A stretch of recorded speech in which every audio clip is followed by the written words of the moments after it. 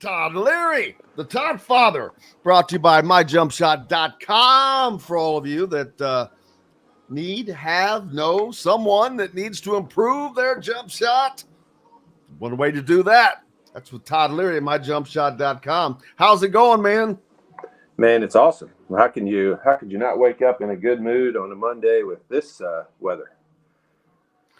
It's hard to do, especially when it was, is it less than 5 days ago? It was probably 40 degrees, but it's in southern Indiana. What would you expect? 40 degrees and windy and raining and everything else. Yeah, it was. I started to wonder, man, is it ever going to get nice? And then, boom, it did. Did you get out and play any this weekend? I did, actually.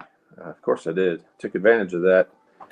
Now, it's really hard when the Masters is on because I literally, with that app, you can almost watch every second. And I'm a golf watching nerd when it comes to the majors. And I barely moved from watching that all weekend. Yeah, I couldn't get into it this time for some reason, mainly because I was in a Masters pool and it like and from you didn't the opening, have Scotty Scheffler. Well, I had him in one, I think, but I had nobody else that was up there, and it was kind of an unusual. It reminds you of one of the NCAA tournaments, the early rounds, where it's like, what's going on, man? These guys are. It's not a normal, but Scotty Scheffler going back to back. No, it wasn't back to back. John Rahm won last year, but he won 2 out of 3. That's right. I had John Rahm last year. What am I thinking? Yep. But I mean, the weather was so crazy on Thursday and Friday. Those first 2 rounds. I mean, it's. You're right. I mean, it's one of those where the guys, John Rahm and people like that are that good. I mean, they just really struggled. Rory, all those guys. But Rory has never won a Masters. That's the one thing that, man, it's not in his in his repertoire. He just can't get that one. The thing that's crazy about that though is like the guys who win the Masters over time. Like there's an outlier here and there, but the guys who win the Masters are the guys who drive the golf ball the best. Like the guys who lead in driving statistics on the PGA Tour are the guys who pretty consistently win the Masters. And he is, over the last 25 years, the best driver of the golf ball on the planet.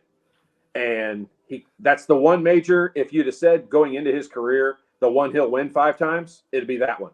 And that's the only one he hasn't won. That's what makes it so every single year, until he's 50 years old, every single year going into the Masters, they are going to say that he's the favorite. And she should be. Jared says the Masters this year was like Secretariat at the Derby. Knew he was going to win it, so it's parlaying the order of finish around him. Yeah, I didn't do a good job. That's a good point. Yep, I did not do a good job of that. But lots of news in the world of basketball, of course, as it is that time where all the trades are happening. Before the trade deadline comes in. Free agency. Yeah, free agency, trade deadlines, all that good stuff. Indiana does land Myles Rice, who he was not that I know anything, but he was not at the top of my list of guys that they may want to land because of his numbers. And I'm still wondering is how that's going to work out, because what they need is a just pure knockdown shooter, and his numbers didn't jump out at me. I don't want to knock him because he could have been injured. Who knows? I don't know that. So, but it's the way I looked at him. So I watched him play.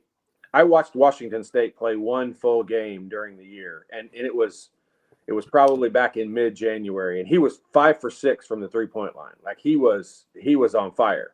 So when I saw that he had committed, I was extremely excited, and I still am. He's a great player, and you get him for multiple years, most likely. And I mean, I do think every guy we sign doesn't have to be the knockdown shooter. They need to be capable of making it. But I was more excited about his shooting ability before I looked up his stats than I am now, because he's really struggled to shoot the ball from the 3-point line, all in the entire month of March, basically. But the game I saw, he was unbelievable. I couldn't miss. And so when I saw that he signed, I thought, oh my gosh, not only is he a good guard, a decent sized guard, but he can knock down shots big time. And he's not quite the knockdown shooter that I thought, but I think he does show. Here's what I like, and this is how you'll know I have a shooter's mentality. Is his last game he was 0 for 6.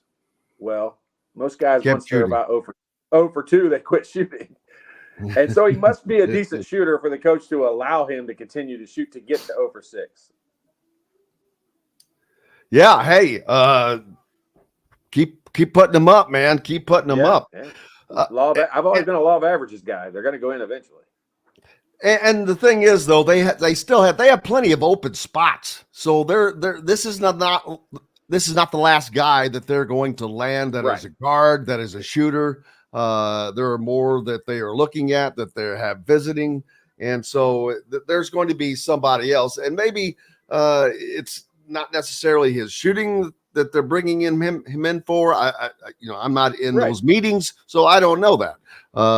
And there's no doubt there's going to be somebody else, maybe 2 other guys, because with the 6 openings, they filled 1. Of course, they're down to 5. But you also have Ballo visiting right now, and the big man at 7 foot. So that even if that took 1, you still got 4 other spots that you can use that are wide open. This is going to be my probably unpopular opinion, but I hope Ballo doesn't come here. And I said this last week on the show. I said this last week on the show is we almost kind of want to force Coach Woodson's hand in not having too many big guys that are extremely capable, that you can't keep off the floor. I mean, Ballo's a guy, if he's on your team, you have to play him because he's good. He's really good. But if he's on the floor, I actually think it might change the way Indiana plays from a roster standpoint, in that I think it obviously definitely moves Malik Renew to the 4 and Mbako to the 3 and Bryson Tucker to the 2 and Myles Rice to the 1. I mean, whereas I think a lot of people have been talking about playing a faster pace with Malik and I'll call them 4 and 5s, with Malik and Mbako being 4 and 5s, where that's probably not their real positions, but that's, it was interesting how they introduced teams during the NCAA tournament, because they kept introducing like 1 center and 4 guards with a lot of different teams. And so I think that's kind of how Indiana would be, 1 forward and 4 guards.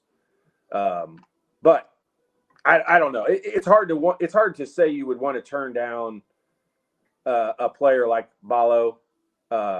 He's huge. Like, he's gigantic. He's big. Like, he's a monster. But he shoots under 50% from the free throw line. I mean, it's just, there's a lot of if the staff can develop him, then he's a great pick up. But I mean, you look at this, Jim, like the Bradshaw guy from Kentucky. Like, they're both big guys technically in the portal, but they're completely different kinds of big guys. One's a rim protecting, shot blocking, running the floor guy with Bradshaw, and Ballo is a slow it down, let me get down the floor, let me get in the post so you can throw it to me and I can plod my way for a basket, which I'm probably going to get or get fouled. And so it's 2 totally different types of teams that you would be on.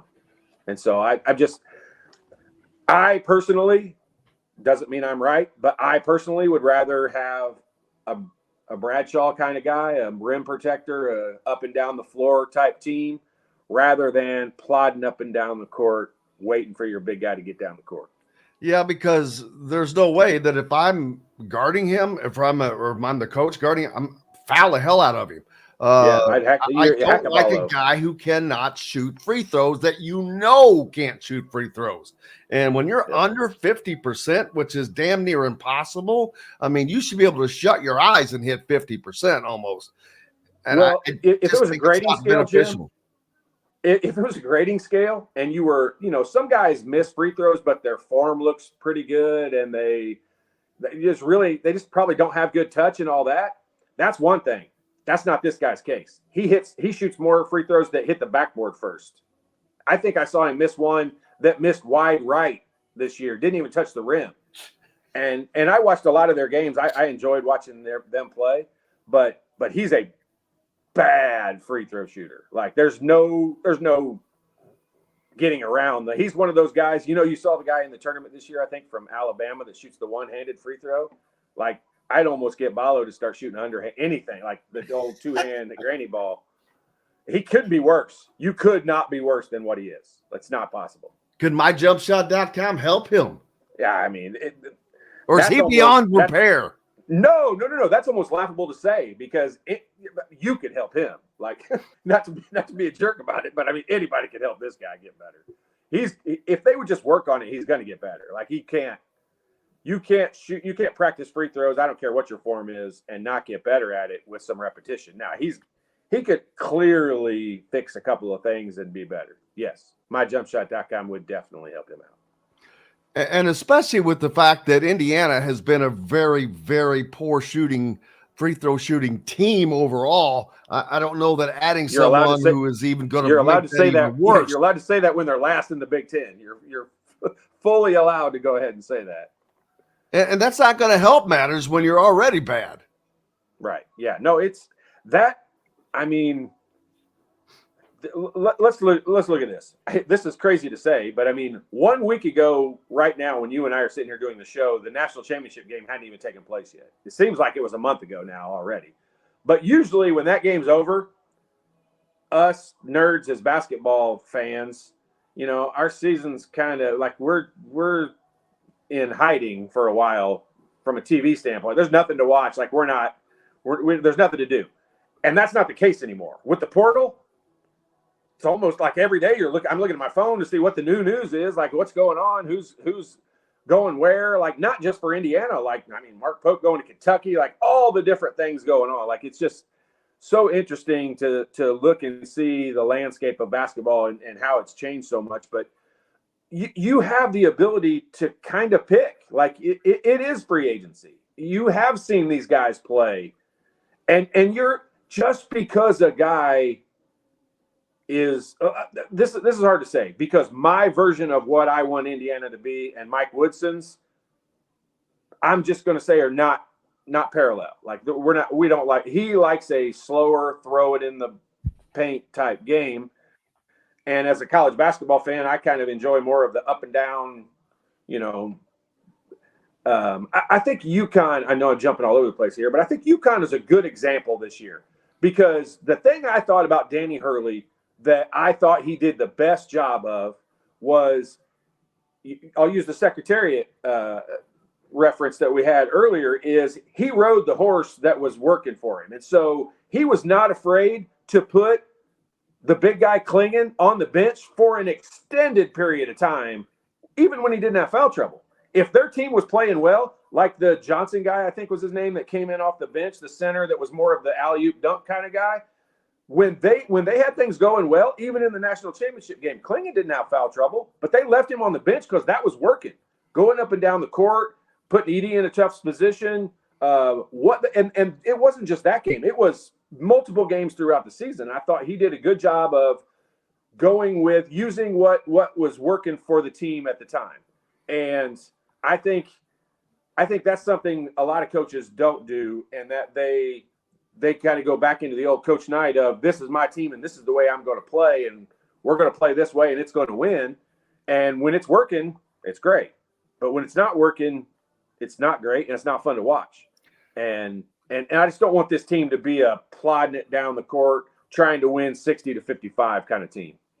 Yeah, I'd wondered if Woodson, I hate to use the term, had learned over his first couple of years at coaching in college. Adjusted. Let's say adjusted. There you go. That's a perfect word. But now I'm starting to wonder, did he learn to make that adjustment? Because you have to have someone, no matter if you put Renew it to 5 or not, which I don't know he's going to be there, but because of his penchant for running into foul trouble. But Right. I can't. You're not going to bring a Ballo in and put him on the bench. Right. I wouldn't think, and then that means, well, I know damn well he's not going to put Renew on the bench because we've seen he doesn't do that. He doesn't bench guys that he has had a successful run with. So now and we don't you're want back him. with We the two don't want him bigs. to bench him, and we don't want him to bench him. But we want this team to be, fluent up and down the court, like making plays. Like Indiana last year, this was the one knock I had on Purdue throughout the entire season is unless you call Edey's baskets easy baskets, which, a lot of times they are because he's just bigger than everybody else. But they didn't get no one else on the floor. I'll put it this way. No one else on the floor got easy baskets. And the teams that typically win games and go on runs and win 5, 6, 7 games in a row are teams that are winning the fast break points and getting easy baskets. And whether that's putting a team at the free throw line or whatever it might be, like they get down the court and get some easy baskets. Well, Purdue never did that because they were almost always waiting for Edey to get down the court. And I don't want us to become that. I don't want us to not get any easy baskets because that's where I think we're at our best. Trey Galloway's not a great shooter at this point, so we need him to get in transition. Mbako is better when he's playing in transition. I think Renew's better when he's playing in transition. With his back to the basket, if he's got time and they don't double team, he's very capable. I mean, he's one of the best in the country at making a move and getting a basket. But teams have proven it's very easy to take that away. Even Nebraska, obviously, they just go double team, get the ball out of his hands, and that's how they beat him. But I want this team to be up and down the court. That's really my whole goal. Hello, everybody. Jim Coyle with Indiana Sports Beat Radio, and thank you for enjoying our content and videos. And make sure you hit that subscribe and notifications toggle so you don't miss out on anything, whether it's Indiana Hoosiers, the Boilers, the Colts, the Pacers, Indiana high school action, whatever's happening in sports. We're trying to bring it all to you, and make sure you don't miss out on a thing. Again, hit the subscribe button for us. Helps us out a ton. We appreciate each and every one of you. Thank you so much.